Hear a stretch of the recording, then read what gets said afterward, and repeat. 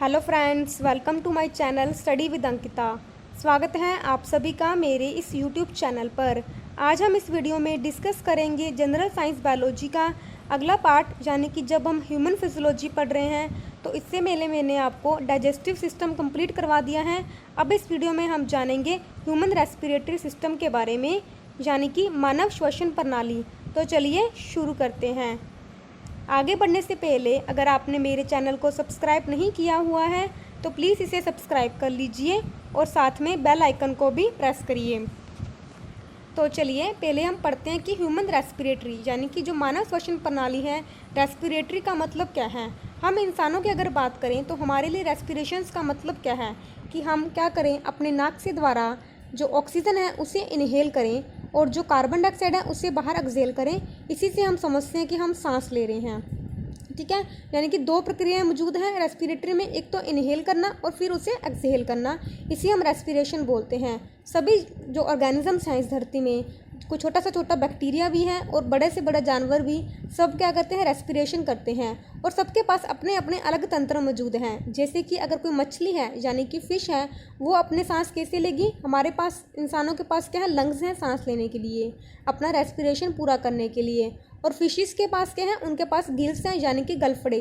ठीक है, ऐसे कुछ ऑर्गेनिजम्स हैं जो कि स्किन के साथ भी अपना जो रेस्पिरेटरी कार्य पूरा करते हैं। इस वीडियो में हम जानेंगे कि जो हमारा ह्यूमन है, यानी कि जो मानव रेस्पिरेटरी सिस्टम है, मानव कैसे सांस लेता है, इस बारे में हम जानेंगे। और जो मानव की सांस लेने में जो भी मतलब ऑर्गन्स मौजूद होते हैं, जो अंग काम करते हैं, इनके बारे में भी हम अच्छी तरह से जानेंगे।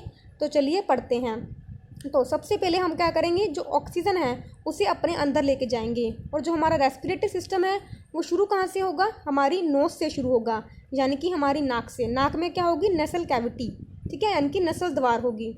हमारे जो नाक के अंदर आपको पता होगा छोटे छोटे बाल होते हैं, वो बाल क्या करने का काम करते हैं, जो बाहर से हमने हवा ले रही है उसे क्या करने का काम करेंगे, फिल्टर करने का काम करेंगे, यानी उसे छानने का काम करेंगे, ताकि जो हवा में जो भी गंदगी या धूल है वो उसमें ही रह जाए, हमारे शरीर के अंदर ना जाए। तो सबसे पहले हमने क्या किया, शरीर से बाहर से क्या किया, एनवायरनमेंट से हवा ली अपने नाक के द्वारा। आगे हमारे जो आगे आता है, तो मैंने आपको जो डाइजेस्टिव सिस्टम पढ़ाया था उसमें एक बात पढ़ाई थी कि जो हमारा एक तो होती है हमारी फूड पाइप होती है, एक होती है हमारी विंड पाइप। विंड पाइप को हमने क्या बताया था, ट्रैकिया, यानी कि श्वसन नली। ठीक है, और एक होती है फूड पाइप। दोनों के बीच जो कॉमन लिंक होता है उसे हम बोलते हैं फेरनेक्स। तो ये फेरनेक्स हमारे इसमें भी होगा, यानी कि दोनों चीज़ों में होगा। और जो एक ढक्कन लगा होता है जिसे हम बोलते हैं एपिग्लोटिस, वो ढक्कन क्या काम करने का काम करता है कि जब भी हम खाना खा रहे होते हैं वो ढक्कन बंद हो जाता है, ताकि जो हमारा खाना है वो हमारी जो खाने वाली नली है, जो हमारी विंड पाइप है उसमें ना चला जाए, यानी कि जो हमारी श्वसन नली है, हमारा खाना गलती से कहीं उसमें ना चला जाए, तो उसमें एक ढक्कन लगा होता है। बट जब हम बात कर रहे होते हैं, यानी कि खाना खाते वक्त बात कर रहे होते हैं, तो वो ढक्कन खुल जाता है, जिसकी वजह से जो हमारा खाना है वो हमारी श्वसन नली तक जा सकता है, जिसकी वजह से हमें कई बार खांसना या हिचकी वगैरह आना होता है। तो इसीलिए बोलते हैं कि खाना खाते वक्त कभी भी बात नहीं करनी चाहिए। तो ठीक है, जो ग्रसनी होगी, यानी कि जो हमारा फेरनेक्स हो गया, वो भी हमारा रेस्पिरेटरी सिस्टम का पार्ट है। इसके बाद जो हमारा कंठ, यानी कि जिसे हम बोलते हैं लैरिंक्स। कंठ क्या काम आता है, जो हमारा साउंड बॉक्स है, यानी कि जब हम बोलते हैं जो हमारी आवाज़ प्रोड्यूस हो रही है वो इसकी वजह से प्रोड्यूस होती है, जिसे कि हम एडम्स एप्पल भी बोलते हैं, यानी कि कंठ जिससे हमारी आवाज़ आती है। फिर आगे हमारी श्वसन नली, यानी कि जिसके ज़रिए हमारी जो हवा है वो अंदर तक जाती है। और फिर इसके बाद हमारे जो सबसे मेन ऑर्गन्स हैं वो है लंग्स, यानी कि हमारे फेफड़े, जिसे कि हम फुफ्फुस भी बोलते हैं। तो ठीक है, हमारे शरीर में दो फेफड़े होते हैं, लेफ्ट और राइट, यानी कि दायां और बायां हमारे फेफड़े मौजूद होते हैं। अब फेफड़ों में क्या है, फेफड़ों में पहले क्या श्वसनी है, श्वसनी के बाद श्वसनिका उसके अंदर, और फिर इसके अंदर होते हैं कुपुषिका कोश, जिसे कि हम एलोवेली बोलते हैं, यानी कि कुपिका बोलते हैं। ये छोटे छोटे गुब्बारों की जैसे होते हैं बंच, जैसे कुछ बंच होते हैं ग्रेप्स की तरह, अंगूर की तरह। ये काफ़ी मात्रा में हमारे जो फेफड़े हैं, ऐसा कहा जाता है कि जो हमारे फेफड़े हैं उसमें 10 की पावर 9 मिलियन मतलब फुफ्फुसियाँ जो हमारी ये एलोवेली हैं वो हमारे फेफड़ों में मौजूद होती हैं, दोनों फेफड़ों में 10/9 मिलियन पावर। ठीक है, इतनी फुफ्फुसियाँ हमारी जो कूपिका हैं वो मौजूद होती हैं। ठीक है, आगे हम अच्छे से इसको पढ़ेंगे। ये हमारी जो पसलियाँ हैं, यानी कि जो हमारा रिब कैटरीज हैं, जिसमें कि हमारे फेफड़े सुरक्षित रखे जाते हैं, इसमें ये होते हैं। आगे बात करते हैं आगे जो डायग्राम आपको मैंने हिंदी में दिखाई है ये हमारी इंग्लिश में भी है। तो पहले देखिए हमारी नेसल कैविटी यानी कि जहाँ से हम हमारा नाक से जरिए, फिर हमारा फेरनेक्स यानी कि जो हमारा कॉमन लिंक है हमारा डाइजेस्टिव सिस्टम में और रेस्पिरेटरी सिस्टम में। इसके बाद हमारा लैरिंक्स यानी कि जो हमारा साउंड बॉक्स है। फिर हमारी ट्रैकिया जो हमारी विंड पाइप की तरह काम करेगी यानी कि श्वसन नली। फिर हमारे लंग्स के अंदर हमारी ब्रोंकाई, ब्रोंकलिस और हमारी उल्यूवली, ठीक है ना, ये हमारी उल्यूवली। इसके बाद होते हैं डायफ्राग्राम्स, ठीक है। आगे बात करते हैं। आगे अब हम बात करते हैं कि जब हम सांस लेते हैं तो क्या होगा। जब हम सांस लेते हैं तो हम ऑक्सीजन लेते हैं और कार्बन डाइऑक्साइड को हम बाहर निकालते हैं। When we breathe, we inhale oxygen and exhale carbon dioxide. The so-called exchange of gases is necessary for metabolic activities and can be considered as a chemical process. यानी कि ये जो गतिविधियाँ हैं ये चयापचय की गतिविधियों के लिए गैसों का जो एक्सचेंज होना काफ़ी ज़रूरी होता है, ठीक है। जो हमारे सेल होते हैं, आपको मैंने जो सेल चैप्टर पढ़ाया था उसमें क्या बताया था कि जो माइटोकॉन्ड्रिया होता है वो क्या प्रोड्यूस करता है, एटीपी प्रोड्यूस करता है। कैसे जो माइटोकॉन्ड्रिया वो एटीपी प्रोड्यूस कैसे करेगा। हम खाना खाते हैं, जो हम खाना को डाइजेस्ट करने के बाद खाने का क्या बन जाता है, वो बन जाता है ग्लूकोज। अब उस ग्लूकोज से एनर्जी लेने के लिए जो हमारा माइटोकॉन्ड्रिया है जो कि हर सेल में मौजूद है वो क्या करेगा, ग्लूकोज प्लस ऑक्सीजन की हेल्प से क्या बनाएगा, हमारे लिए एटीपी बनाएगा यानी कि एडिनो ट्राइफॉस्फेट, जिसे कि हम बोलते हैं एनर्जी करेंसी। हमें काम करने के लिए एनर्जी चाहिए ना, तो वो काम करने की एनर्जी हमें इसी से आती है यानी कि एटीपी से आती है। अब हम खाना खाएंगे और साथ में ऑक्सीजन लेंगे, इसलिए जो हमारी एनर्जी है वो बनेगी। Every organism from an individual bacteria cell यानी कि हर एक ऑर्गेनिज्म एक छोटा सा बैक्टीरिया सेल है to a mighty blue whale यानी कि कोई बड़ी सी व्हेल है यानी कि जो ब्लू व्हेल होती है, अंडरगोज रेस्पिरेशन, वो सब क्या करते हैं, रेस्पिरेशन से, श्वसन से गुजरते हैं। This respiration is carried out by system of organs known as respiratory system. और ये श्वसन प्रणाली के रूप में जाने वाले अंगों के एक प्रणाली द्वारा किया जाता है और मनुष्य में मानव श्वसन प्रणाली द्वारा किया जाता है। आगे हम इसे बेहतर और समझते हैं इस पिक्चर के द्वारा। तो देखिए जो फर्स्ट नंबर पे हमारा लिखा हुआ है वो है हमारी नेसल कैविटी यानी कि हमारे नाक से। फिर हमारा सेकंड नंबर पे फेरनेक्स यानी कि हमारा कॉमन पैसेज। फिर हमारा लैरिंक्स यानी कि हमारा साउंड बॉक्स जिसे हम कंठ बोलते हैं। फिर हमारा ट्रैकिया यानी कि श्वसन नली, विंड पाइप। इसके बाद ये दोनों हिस्से में डिवाइड हो जाएगा, हमारे ब्रोंकियस में, और ब्रोंकियस में हमारे के पास क्या है, दो लंग्स हैं, ठीक है, यानी कि फेफड़े जिसे कि हम फुफ्फुस बोलते हैं। अब इन फुफ्फुस के अंदर क्या है, अलूवली है।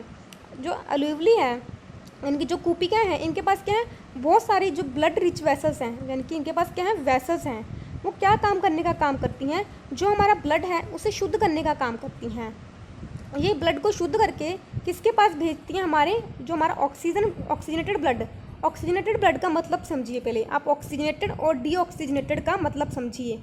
ऑक्सीजनेटेड ब्लड का मतलब होता है कि ऐसा ब्लड जिसके अंदर ऑक्सीजन मिली हुई हो। अब हमारे शरीर को कौन सा ब्लड चाहिए, ऑक्सीजनेटेड ब्लड ही चाहिए काम करने के लिए।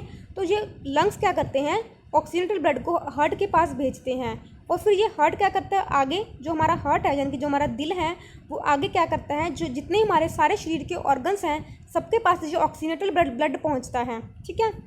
और फिर हार्ट का आगे काम क्या है, फिर इन जो हमारे बाकी अंगों से जो डीऑक्सीजनेटेड ब्लड है, डीऑक्सीजनेटेड ब्लड मतलब जिस ब्लड में कार्बन डाइऑक्साइड मिली हुई हो उसे हम डीऑक्सीजनेटेड ब्लड बोलते हैं। तो ये हमारे जो बाकी के अंग हैं वो क्या करेंगे, जो डीऑक्सीजनेटेड ब्लड हो चुका है यानी कि अब जिस ब्लड में कार्बन डाइऑक्साइड मिल चुकी है वो वापस किसको भेज देते हैं, हार्ट को। अब हार्ट क्या काम करेगा, वापस से जो डीऑक्सीजनेटेड ब्लड आया है उसके पास यानी कि जो कार्बन डाइऑक्साइड ब्लड आया है उसे किसके पास भेज देगा, हमारे जो फुफ्फुस यानी कि फेफड़ों के पास भेज देगा। अब फेफड़े उसको फिर से क्या करेंगे, फिर से उसे ऑक्सीजनेट करेंगे और फिर हार्ट के पास भेजेंगे। तो इस तरीके से ये प्रक्रिया हमारे शरीर में 24 घंटे चलती रहती है, ठीक है। तो जब ये हार्ट वाला पार्ट है इसे मैं आपको अलग चैप्टर में पढ़ाऊंगी जिसके हम बोलते हैं सर्कुलेटरी सिस्टम में हम ये चैप्टर अच्छे से पढ़ेंगे।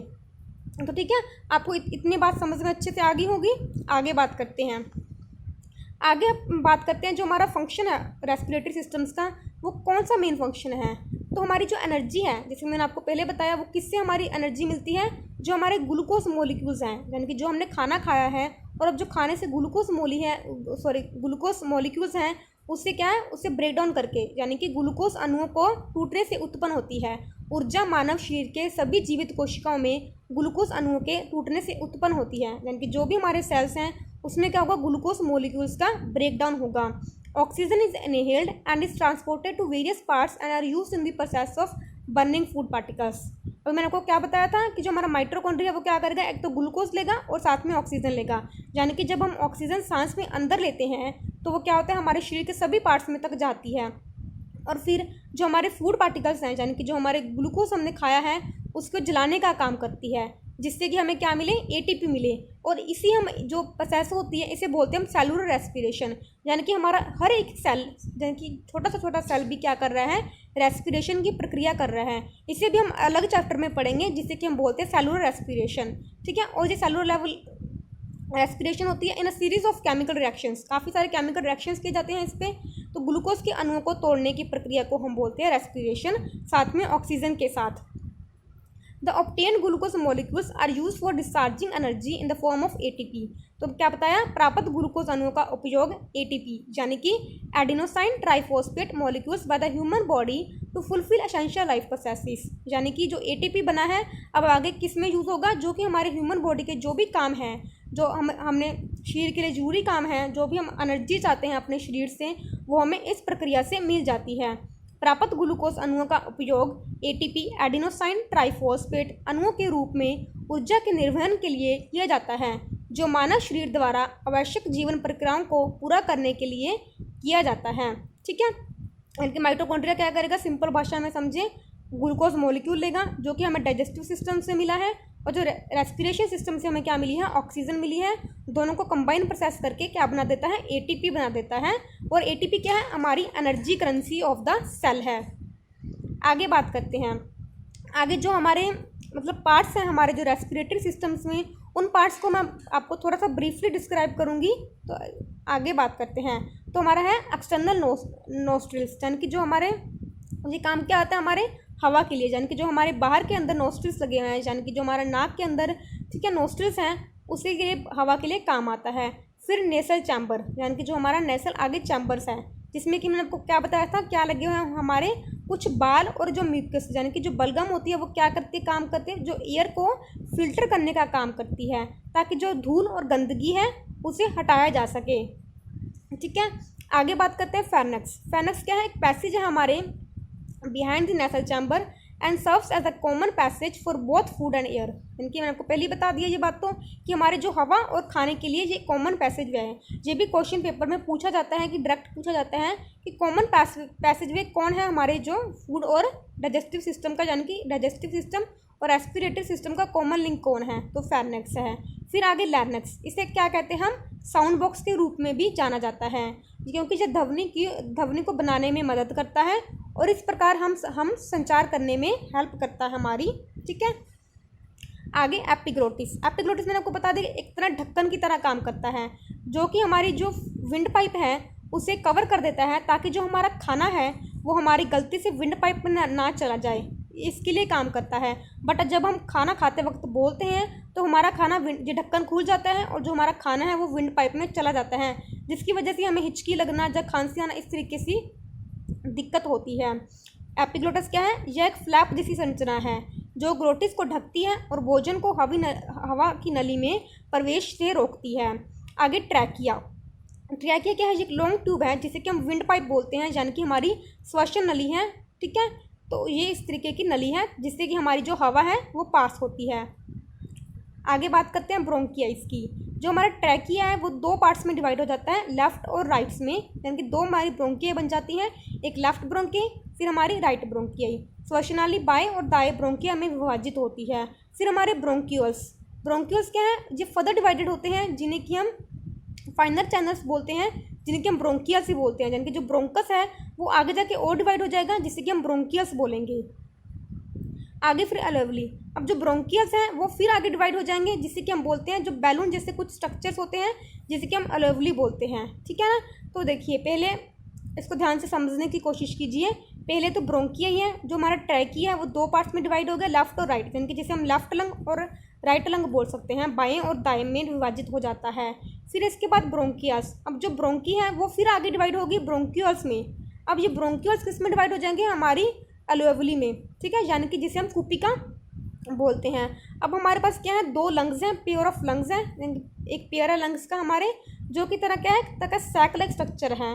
And covered by double layered membrane known as pleura, जिसे कि डबल लेयर्ड झिल्ली द्वारा कवर किया जाता है, जिसे कि हम प्लूरा बोलते हैं।